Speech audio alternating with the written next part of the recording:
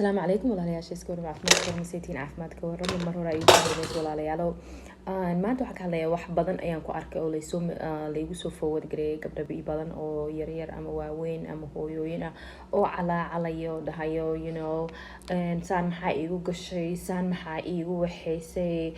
badanaa ka cabanayo nimanka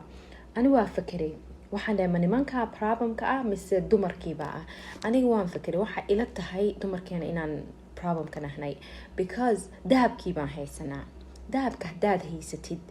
ma fahantay siduu qof dahab haysanin kugu jeesteen karaya ma fahantay dooqa kala waxayn kartaa qofka qiimaha leh oo dahabka nimanka anakeena u baahan yihiin ma fahantay waxaynu ugu baahan yihiin ku sheega nimanka anaka dahabka haysano olden days to keep the woman hostage maaragtay waxay dhigi jireen nimanka hala baro nimanka